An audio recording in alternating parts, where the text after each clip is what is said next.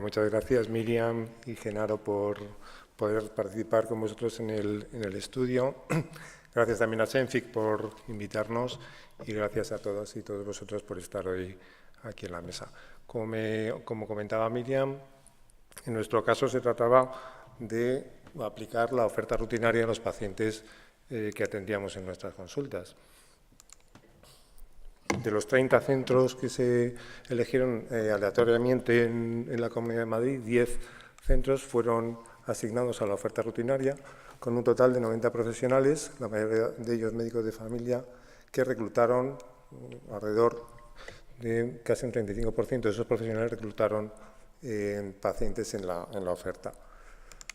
Como hemos comentado, se trataba de ofertar la serología VIH a cualquier paciente que llegara a la consulta y al que le tuviéramos que realizar una prueba analítica, siempre pacientes entre 18 y 64 años de edad, sexualmente activos, con los criterios de exclusión que Genaro también nos ha comentado en la primera charla.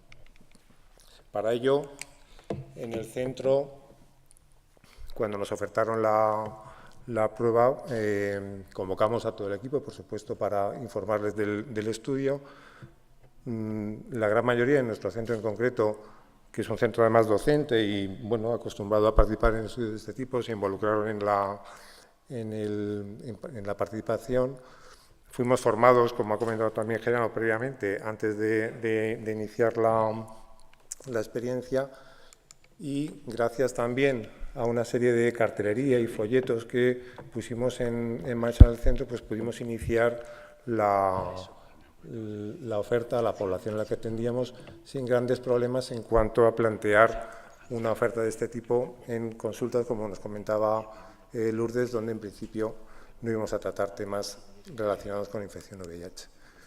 El paciente acudía a la consulta por cualquier motivo. Si era preciso solicitarle una prueba analítica, entonces planteábamos la posibilidad, utilizando un protocolo específico que se implementó para el estudio. Se valoraba la situación. Si el paciente no cumplía o estaba dentro de los criterios de exclusión del estudio, o bien el profesional consideraba que no disponía de tiempo en ese momento para realizar la oferta, se registraba. En el resto de los casos, bueno, pues se comentaba que efectivamente se incluía dentro de la oferta rutinaria, se le pedía al paciente que firmara en ese momento un consentimiento informado para participar en el estudio, y una vez que pedíamos la prueba, descargábamos precisamente la encuesta sexual que se le facilitaba al paciente para que él luego en su domicilio tranquilamente la pudiera rellenar de forma anónima, y nos la facilitaba días después cuando acudía al centro a realizarse la extracción. Posteriormente, el paciente era citado en consulta para informarle de los resultados de la prueba, entre ellas el resultado de la serología VIH, y realizar un consejo post-prueba si la prueba era negativa, y ahí finalizaba en principio el proyecto, o bien, si la prueba era positiva, entonces realizamos consejo post-prueba, confirmaciones de la misma y derivación a atención hospitalaria si era preciso.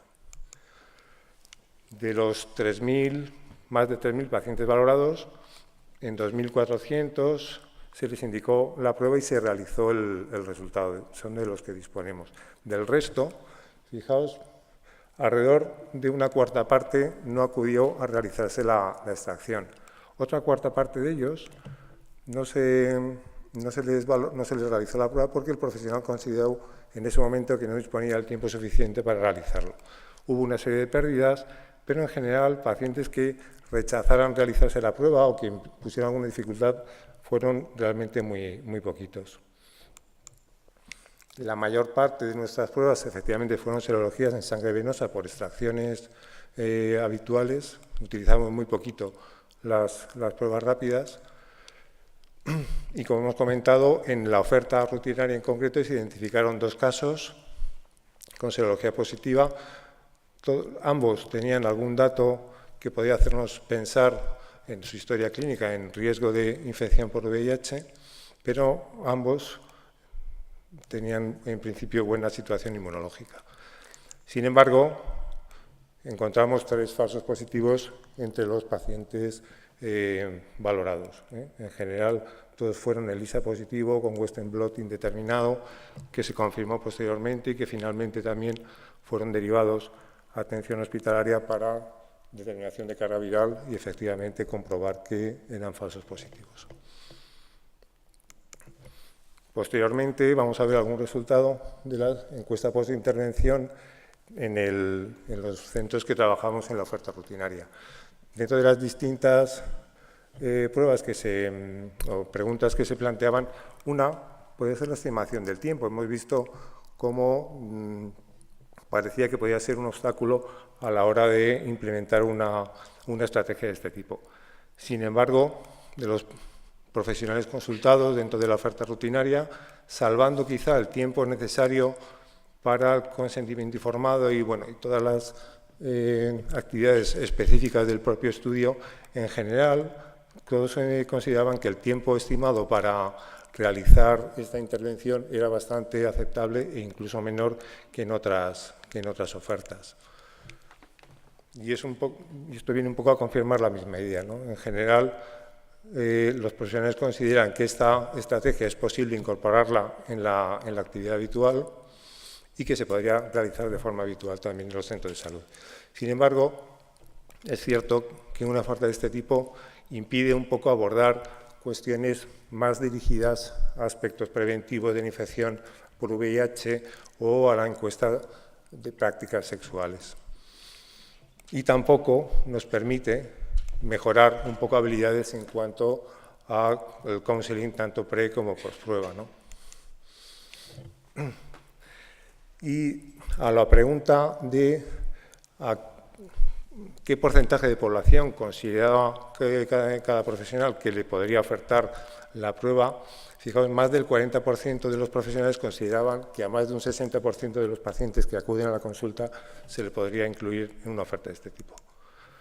Por tanto, aquí tenemos algunos comentarios de esta misma encuesta ya más específicos, para que veáis un poco las opiniones de los profesionales. En general, se entiende que es fácil incluir la prueba como parte de una analítica más, evitamos un poco discriminaciones y centramos más el problema en prácticas de riesgo y utilizamos una prueba diagnóstica que nos va a servir de apoyo. Como desventaja, sí que es cierto que el tiempo sigue siendo una circunstancia que aparece en todas las opiniones de los profesionales que participan en el estudio. También estimamos la posibilidad del coste de la prueba, lo ha comentado Genaro también al principio. Y quizá algunas otras situaciones que podían superar alguna desventaja. Posteriormente, y centrándonos un poquito más en los resultados del estudio cualitativo que se hizo a profesionales ya específicos en cada una de las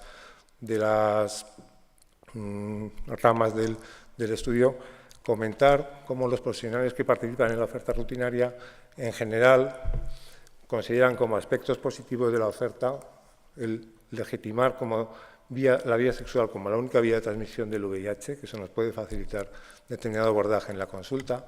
Evidentemente no discriminamos segmentos sociales, la oferta es rutinaria para todo el que llega a la consulta por cualquier motivo, no genera alarma social en principio y nos apoyamos mucho en la eficacia de las pruebas como para avanzar en la información al paciente a la hora de utilizarlas. Y en cuanto al tiempo, que veíamos como podía ser una traba en un principio, luego posteriormente vemos que los profesionales consideran que es factible. Sí que es cierto que hay aspectos negativos o que podrían mejorar en una oferta de este tipo, y lo hemos comentado también. Una oferta de este tipo no promueve escenarios de comunicación para facilitar información en relación con la infección, con el consejo preprueba, historia sexual. Es cierto también que en nuestro sistema sanitario, por el momento, un resultado positivo obliga prácticamente a una derivación a atención hospitalaria. Y es cierto también que el coste económico habría que tenerlo en cuenta. Para implementar, en cualquier caso, la estrategia depende también mucho, y los profesionales lo comentaban, de cuál era la dinámica de cada equipo. Un equipo bien cohesionado, con profesionales motivados, pues es mucho más fácil implementar estrategias de este tipo frente a otros equipos quizá donde la comunicación es más complicada. Y, bueno, básicamente comentaros como una síntesis un poco de las opiniones, cuáles serían aquellos aspectos positivos que los hemos venido describiendo a lo largo de la exposición. Muy bien, muchas gracias a todos.